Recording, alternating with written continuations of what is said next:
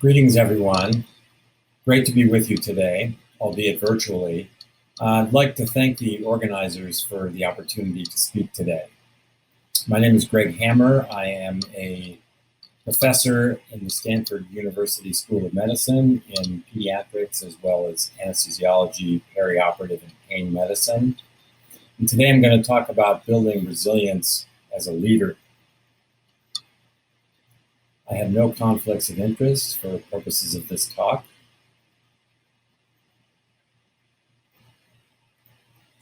First of all, what is resilience? Resilience is the ability to recover quickly from setbacks and challenges. Let's face it, we all have plenty of setbacks and challenges in our lives. But people who are resilient are able to mentally and emotionally cope with a crisis and move through and bounce back from stressful circumstances. Stress, change, and new challenges are part of life, part of business, part of medicine, and resilience is an essential skill to have at any level in an organization. Greater resilience in the workplace comes from resilient leadership.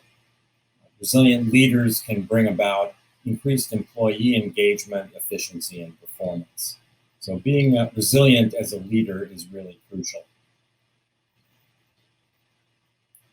What is resilience in a leader? Well, if a leader wants to facilitate resilience amongst the faculty and staff, they must embody resilience. So let's look a little bit more at what those qualities are. First of all, the obstacles to resilience include what we all share, and that is a negativity bias. We tend to hold on to the negative experiences and forget about the positive experiences. It's just the way that our brains are wired.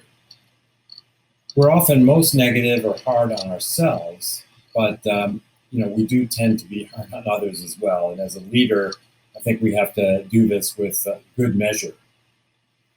At the end of the day, we often tend to focus on what went wrong rather than what went well.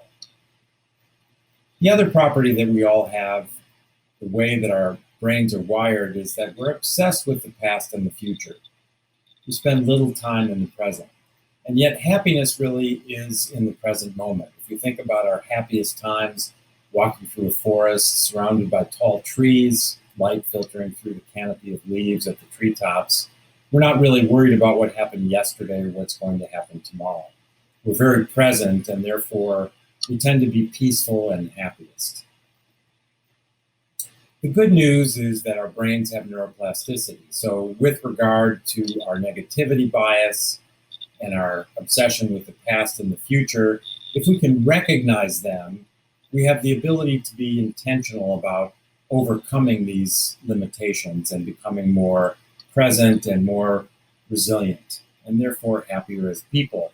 And this is really important in terms of eliciting being present and effective, efficient, and happy amongst our faculty and staff.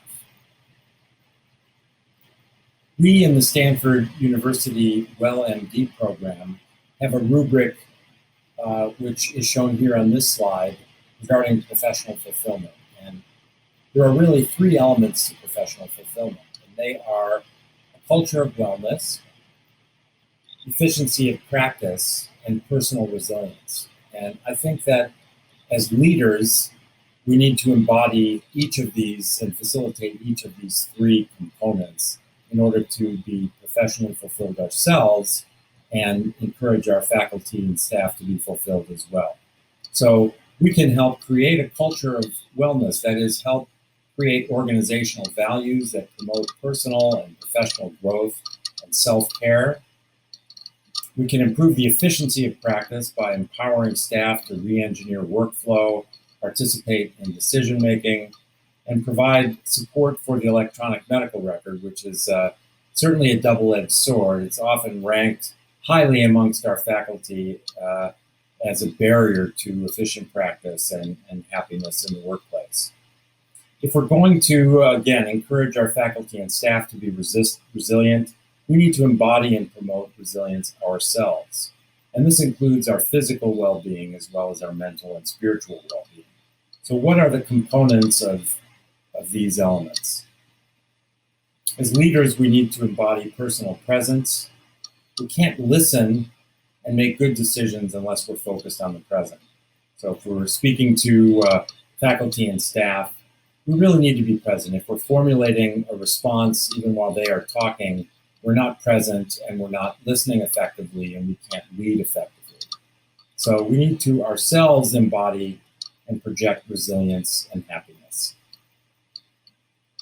In order to do this, we need to embody and promote self-care of our physical being, and this includes sleep, exercise, and nutrition. So we need to practice good sleep hygiene, that is, having a regular sleep time and wake time to the extent feasible in our work schedule.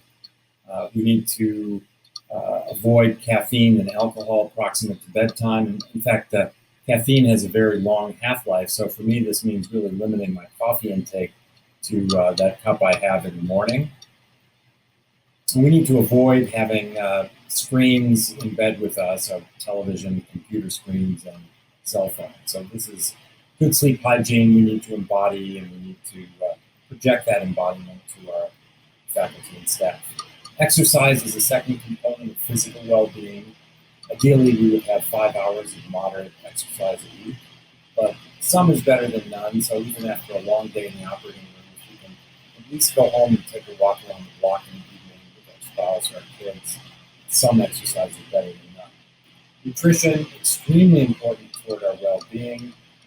We need to avoid sugary, fatty, processed foods, which are often sitting around the nursing station and the operating room, and move toward eating more fresh and unprocessed foods, perhaps moving toward a more plant-based diet.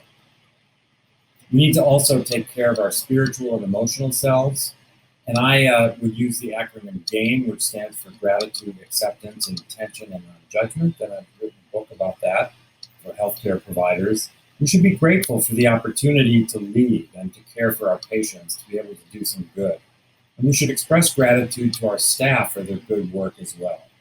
We need to accept that no one is perfect, including our faculty, and we need to understand the difficulties that our faculty and staff experience.